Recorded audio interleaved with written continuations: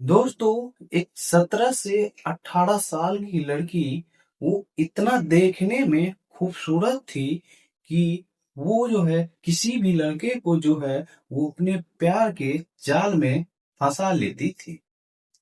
एक दिन उस लड़की का मुलाकात एक लड़का से होता है, जो कि उस लड़का का घर जो है उसी के गांव के आसपास ही था। जब उसका मुलाकात होता है तो वो लड़का जो है उस लड़की से एक ही नजर में प्यार कर बैठता है। जब प्यार कर बैठता है तो बात यहाँ तक पहुंच जाता है, दोनों अपने परिवार से बात करके समाज के रीति रिवाज से दोनों शादी कर लेता है। शादी के बाद कुछ दिन जब बीतता है तो उसके पति यानी कि जो लड़की थी, उस लड़की का पति जो है उस लड़की के बारे में कुछ जो है उसके अवैध संबंध के बारे में पता चल जाता है। पता चलने के बाद जो है उस पति को जो है रहा नहीं जाता है, जिसके कारण जो है उस लड़की को मारने का एक षड्यंत्र रच देता है। चलिए दोस्तों, इस घटना को जानते हैं इस वीडियो में, किस तरह से एक लड़की कितने लड़कों को जाल में फंसाई हुई थी और जब पति को पता चला तो वो उसको मारने का साजिश बना लिया। दोस्तों, अभी तक आप मेरा चैनल नहीं सब्सक्राइब किए हैं तो प्लीज चैनल सब्सक्राइब कर दीजिए। अगर कहानी अच्छी लगेगी तो एक प्यारा सा कमेंट कर दीजिएगा। दोस्तों, ये घटना जो है मुरादाबाद जिले के एक बिलौड़ी गांव है। वहां पे अरविंद कुमार नाम के एक व्यक्ति थे।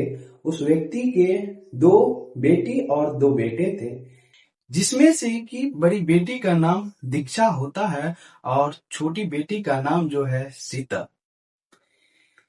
हालांकि दीक्षा पढ़ने लिखने में उतना तेज तराक नहीं थी, लेकिन वो जो है देखने में काफी ही वो खूबसूरत थी, जिसके कारण वो गांव के लड़के को भी वो अपने मीठी मीठी बातों में फंसा लिया करती थी। तो एक दिन दीक्षा का मुलाकात हरिनंदन नाम के एक लड़का से होता है। जब उसका मुलाकात होता है तो वो लड़का को एक ही नजर में दीक्षा के प्रति जो है प्यार हो जाता है।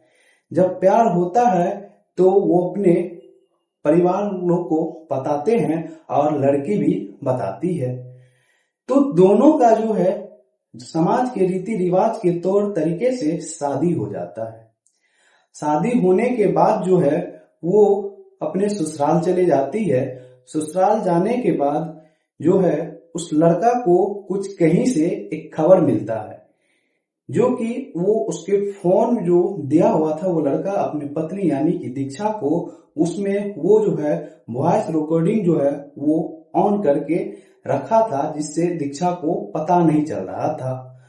तो वो लड़का एक दिन उसका कॉल रिकॉर्डिंग सुना। सुनने के बाद जो है वो लड़का गुस्सा गया और उस पे जो है धीरे धीरे शक करना शुरू कर दिया। उसकी पत्नी यानी कि दीक्षा जो थी, दीक्षा वो जो है 10 दिन 15 दिन ससुराल में रहती। इसके बाद जो है वो अपने मायके चली आती थी। तो शक जो है पति को और ज्यादा सताने लगा था। तो पति जो है ज्यादा शक करने लगा। शक करने के बाद कुछ दिनों के बाद जो है पति और पत्नी दोनों का जो है रिश्ता धीरे धीरे टूटने लगा। जो एक प्रॉपर रूप से दोनों का रिश्ता चलता पति पत्नी का, वो दोनों कभी बना ही नहीं पाया, जिसके कारण उसके घर में रोज के रोज लड़ाई हुआ करता था। तो एक दिन जो है दीक्षा वो अपने मायके जाने के लिए वो अपने पति से बोलती है कि रक्षाबंधन 4 दिन ही बचा है, तो अब मुझे घर जाना है। के पति जो है हरिनंद जो वो मना कर देता है। वो बोलता है कि तुम अभी तो तुम आई ही हो कुछ दिन पहले, फिर तुम जा रही हो। तो बोलती है कि रक्षाबंधन है तो इसमें कौन नहीं जाता, अपने भाई को राखी कौन नहीं बांधता। तो पति जो है पति बोलता है कि बार बार जाती हो तो इसमें तो खर्च भी होता है, तो कहां से ये सब पूरा करे। हालांकि हरिनंदन जो है वो कोई भी काम काज नहीं करता था। उसके दादा का और बाप का जो पुश्तैनी जमीन था उसी को बेच बिकिन के खाता था, जिससे जो है दीक्षा उससे चिढ़ा करती थी और जो है हरिनंदन दारू भी पीता था। जब घर जाने का बात हुआ दीक्षा का, तो दोनों में फिर से एक बार लड़ाई शुरू हो गया। शुरू होने के बाद दीक्षा बोलती है कि तुम कोई काम काज कर लेगा तो उससे तो कुछ न कुछ तो पैसा आएगा। तो उसके पति हरिनंदन जो है वो बोलता है अपने पत्नी यानी कि दीक्षा को कि तुमको तो भूखे नहीं रखते हैं, तुम ऐसा बात सुना रही हो। ये सब बात कहा सुनी शुरू हो जाता है। दीक्षा को रहा नहीं जाता, तो वो बोलती है कि तुम मेरे लिए ये ही क्या हो। ये बात सुन के हरिनंदन को गुस्सा आ जाता है। गुस्सा आने के बाद वो बोलता है कि तुमको जो चीज का जरूरत पड़ता है वो चीज देते हैं। इसके बाद कुछ दिन पहले ही तुमको 10,000 का फोन भी खरीद के दिए हैं। तो दीक्षा इसका जवाब जो है फिर से उल्टा के देती है, ये तुम्हारा पति धर्म है, अगर तुम नहीं करोगे तो ये कौन करेगा, बाहर के आदमी आएगा करने के लिए। तो हरिनंद जो है बोलता है कि तुम तो 5वीं फेल हो, लेकिन बात जो करती हो एक पढ़ी लिखी की तरह। तो ये सब बात चलते रहता है और बात धीरे धीरे जो है दोनों में बढ़ने लगता है। बढ़ने के बाद जो है हरिनंदन को गुस्सा आ जाता है, तो इतने में वो अपने पत्नी यानी कि दीक्षा पे उल्टा चाट चला देता है, जिसके वजह से जो है दीक्षा गुस्सा जाती है और बोलती है कि अब हम इस घर में एक पल भी नहीं रुकेंगे और देखते हैं कि तुम किस तरह से हमको रोक पाता है। इसके बाद दीक्षा छत पे जो कपड़ा लारा हुआ था उस पे वो चल जाती है, वो अपना कपड़ा समेटने के लिए। इतने में हरिनंद जो है वो बाइक को स्टार्ट करके वो वहां से निकल जाता है। जब वो निकल जाता है तो दीक्षा को पता नहीं था कि वो जाता कहाँ है, लेकिन उसके दोस्त को पता था। जब हरिनंदन 2 घंटे के बाद आता है तो दीक्षा को हरिनंदन देखता है कि उसके हाथ में कपड़ा पैक किया हुआ है और वो अपने घर के लिए जाने के लिए तैयार थी। इसके बाद हरिनंदन के भी हाथ में एक प्लास्टिक में कपड़ा था और दीक्षा के पास जाता है और बोलता है कि ये तुम्हारा बहन शीतल के लिए जो है सूट सलवार है और तुम्हारे लिए है, गांव जाके इसको सिलवा लेना और दोनों पहनना। और ये बात कह के जो है हरिनंदन जो है अपने पत्नी से माफी मांगता है। माफी मांगने के बाद जो है बोलता है कि चलो अब तुमको सुबह में छोड़ देंगे तुम्हारे घर। इतना बात कह के और बोलता है कि एक गरमा सा चाय बनाते हैं गरम गरम, तुम पी लेना। इसके बाद पीता है। इसके बाद दोनों पति पत्नी रात किसी तरह गुजारता है। इसके बाद जो है दीक्षा वो अपने मायके चले आती है। जब वो चले आती है तो हरिनंदन को जो है शक हो रहा था वो अपने पत्नी पे कि वो गांव जाती है तो देखने में तो सुंदर है, वो कितने लड़के को जो है वो अपने जाल में फंसाती होगी। वो ये सब बात सोच के जो है उसके दिल में बहुत ज्यादा घबराहट हो रहा था। तो दूसरे दिन वो जो है वो अपने ससुराल चले जाता है रात के करीब 9 बजे। जब वो अपने ससुराल जाता है तो वहां पे उसके सास ससुर जो है वो अपने ससुराल गए हुए थे। रक्षाबंधन का दिन था तो उस घर में उसकी छोटी बहन और दीक्षा थी और उसके दादा घर में ही थे। रात में जब वो कॉल बेल बजाता है तो दादा उसके जो है आवाज देता है कि देखो शीतल नीचे कौन आया है।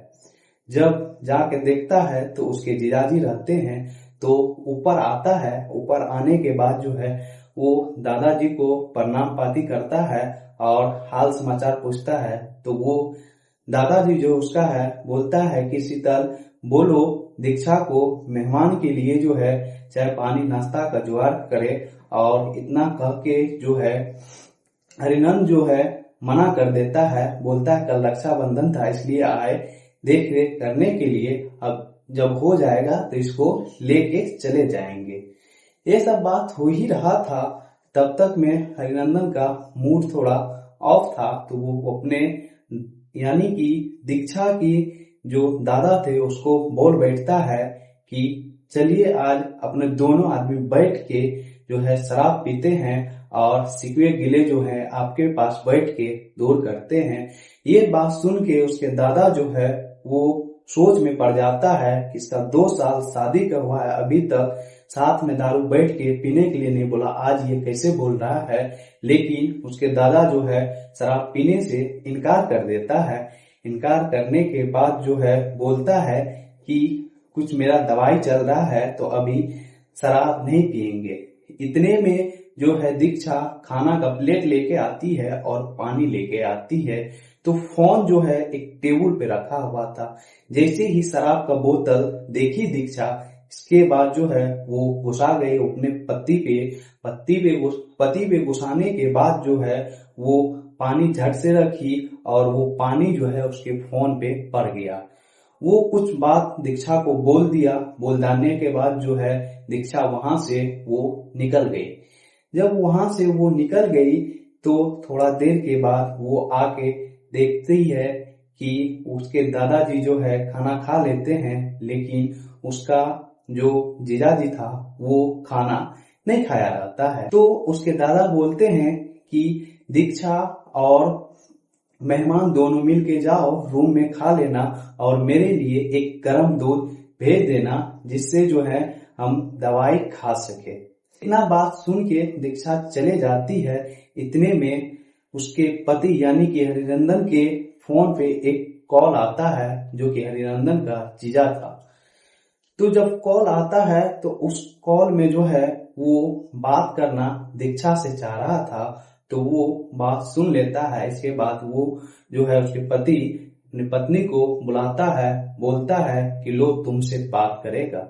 हालांकि हरिनंदन को जो है शक वो अपने जीजे पे था, जो कि शक था वो सच में शक साबित हो गया था, और जो भी बात वो दिया था करने के लिए हरिनंदन अपने पत्नी दीक्षा को वो सारा बात जो है उस फोन में रिकॉर्ड हो रहा था।